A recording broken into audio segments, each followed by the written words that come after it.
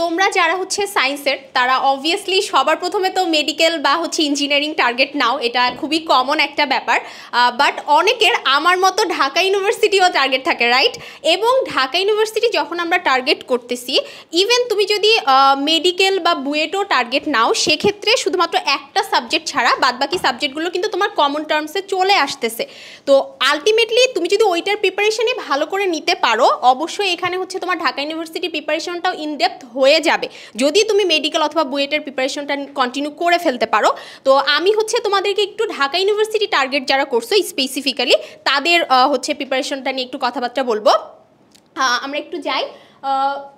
যদি তোমার প্রিপারেশন হচ্ছে মানে খুব গুড থাকে, অর্থাৎ গুড প্রিপারেশন বলতে আমরা কি বুঝি, যে তোমার এই এইচএসসিতে তোমার বেসিক অনেক বেশি স্ট্রং ছিল এবং তুমি হচ্ছে পড়াশোনা অনেক ভালো করছো, পরীক্ষায় স্পেশালি অনেক ভালো দিয়েছো, যার ফলে তোমার মনে হচ্ছে যে হ্যাঁ আমার রেজাল্টটা অনেক ভালো হতে পারে ইনশাল্লাহ, এরকম মনে হচ্ছে, তাদেরকে আমরা বলতেছি যে আমরা গুড প্রিপারেশনের মধ্যে যেতে পারি। তো অবভিয়াসলি যারা গুড প্রিপারেশন চিন্তা ভাবনা করতেছো তারা এই জায়গাটাতে তোমরা দুইটা option plan A plan B রাখতে পারো। এখানে আমরা প্ল্যান এ প্ল্যান বিটা কেন বলছি, কারণ দেখো যে হ্যাঁ তুমি ভালো করে পড়াশোনা করছো, রেজাল্ট পরীক্ষা ভালো করে দিয়েছো, বাট বাই চান্স কিন্তু তোমার রেজাল্ট হচ্ছে একটু ড্রপ করতে পারে, রাইট?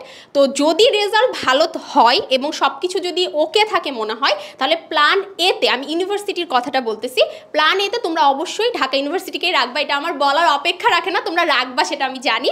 আর প্ল্যান বিতে তোমরা যে আদার্স যে ইউনিভার্সিটিগুলো আছে, এখানে আমার একটা স্পেশাল রিকোয়েস্ট থাকবে তোমাদেরকে, সেটা হচ্ছে শুধু ওভার কনফিডেন্ট হয়ে ঢাকা ইউনিভার্সিটিরই ফর্ম না তোলা, এখানে হচ্ছে সব ইউনিভার্সিটিরই ফর্ম তোলা এবং পরীক্ষা দেওয়া, মানে আগেই যেহেতু ফর্ম তোলার প্রসেসটা শুরু হয়ে যায়, তো আমরা এই জন্য টার্গেট আলটিমেটলি সবগুলো ইউনিভার্সিটি একসাথে রাখবো। বাট হ্যাঁ প্ল্যান এতে আমরা ঢাকা ইউনিভার্সিটিকে টার্গেট করব এবং ঢাকা ইউনিভার্সিটির যেই আমাদের কোশ্চিনের যেই কাঠামো বলি বা মার্ক ডিস্ট্রিবিউশন বলি, ওগুলো ফলো করে মেনলি হচ্ছে আমরা পড়াশোনাটা করতে থাকবো। ঠিক আছে? আমার একটা কোয়েশ্চেন আছে, আমার আব্বু চায় আমি ডাক্তার হই, আমার আম্মু চায় আমি ইঞ্জিনিয়ার হই, তাহলে কি আমি এখন একটা ডাক্তারির প্রস্তুতি আর একটা ইঞ্জিনিয়ারিংয়ের প্রস্তুতি নেওয়া শুরু করে দেবো দুটো একসাথে?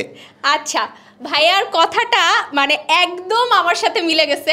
যেহেতু আমার দাদা বুয়েটে পড়তো, বাবা চাইতো, মানে বাবার বাড়ির সবাই চাইতো যে আমি জানি বুয়েটে পড়ি, আর আম্মুর বাড়ির সবাই চাইতো, আম্মু ইনক্লুডিং আম্মু, যে আমি যেন ডাক্তার হই।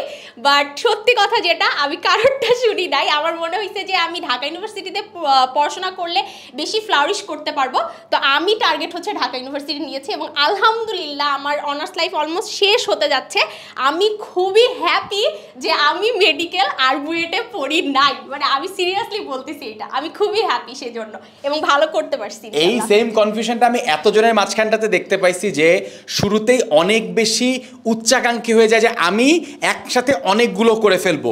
অ্যাডমিশন টেস্টের মধ্যে প্রায়োরিটাইজ করতে পারাটা খুবই ইম্পর্টেন্ট, নিজে কোনটা চাই এবং নিজে কোনটার জন্য মানসিক শারীরিকভাবে প্রস্তুত। হ্যাঁ শারীরিক কেন বললেন, হ্যাঁ অসুস্থতা চলে আসে এবং অসুস্থতা আসতে পারে এই জিনিসটা চিন্তা করি, ভাইয়া নেক্সট 6 মাস আমি যদি দিনে 18 ঘন্টা করে পড়াশোনা করি তাহলে দুটা প্রস্তুতি হয়ে যাবে, পারবা না। কিন্তু তুমি যদি দিনে 7-8 ঘন্টা করে পড়তে থাকো রেগুলারলি, দেখবা যে আস্তে আস্তে শারীরিক এবং মানসিকভাবে একটু একটু অসুস্থতা বা স্থবিরতা, টায়ার্ডনেস চলে আসছে। তাই এই জিনিসগুলোকে মাথায় রেখে প্রায়োরিটাইজ করা দরকার। ঢাকা বিশ্ববিদ্যালয়ের প্রস্তুতির একটা সুবিধা হচ্ছে এইটাকে সাইড বাই সাইড মেডিকেল বা বুয়েটের সাথে চালানো যায়। আমি যদি ছোট্ট করে উদাহরণ দিই, আমি ইঞ্জিনিয়ারিং প্রিপারেশন নিচ্ছি, তার পাশাপাশি এই ইউনিট প্রিপারেশন নিচ্ছি, হতে পারে আমি মেডিকেল প্রিপারেশন নিচ্ছি, তার পাশাপাশি ঢাকা বিশ্ববিদ্যালয়ের প্রস্তুতি নিচ্ছি, সেটাও হতে পারে। এইটা খুব রেয়ার যে আমি মেডিকেল এবং বুয়েট দুটার প্রস্তুতিই নিচ্ছি এবং দুটাতেই একদম আগুন ধরায় দিছি, এটা ভেরি ভেরি ভেরি রেয়ার। তাই এবং এইটা করতে গিয়ে অনেকে কিন্তু প্যাচে পড়ে যায়। বাবা মার প্রত্যাশার মানে ফলাফল দিতে গিয়ে বা প্রতিদান দিতে গিয়ে নিজেকে কুরবান করে দিও না, নিজের স্বপ্নটাকে প্রায়োরিটাইজ করো এবং নিজেকে অ্যাসেস করো। অ্যাসেস কেমনে করে করবা সেটা নিয়ে আজকে আলোচনা হবে। তন্দ্রা ওকে, ভাইয়া মানে খুবই ইম্পর্টেন্ট কথা বলে গিয়েছে। আমি বলবো যে আর এইটা আরও বেশি ইম্পর্টেন্ট কেন জানো, কারণ এই সময়টাই কিন্তু আসলে তুমি যা চাচ্ছ বা তোমার লাইফটা এখনই মানে মেনলি হচ্ছে এই জায়গাটায় সেটেলড ডাউন হয়ে যাবে, এটা হচ্ছে মেন কথা। তো এই জন্য তোমরা এই সময়টা প্রথমে আগে একটু স্থির করো যে তুমি আসলেই কোনটা হচ্ছে পড়তে চাও। এই ব্লাড দেখে ভয় পাবা কিন্তু মেডিকেলে পড়াশোনা করবা চিন্তা করছো, এইটা কিন্তু ঠিক হবে না। তো এইরকম অনেক বিষয় আছে, তুমি তুমি সেইগুলোকে অ্যাকুমুলেশন করো এবং দিন শেষে তুমি কোনটাতে প্রিপারেশন এক্স্যাক্টলি নিতে চাও সেটা ফোকাস করে তুমি আগাও, কারণ খুবই রেয়ার, হাতে গোনা কয়েকটা এক্সাম্পল যারা সবগুলোতে একসাথে হচ্ছে অ্যাডমিশন পেয়ে যায়। ওকে, ঠিক আছে।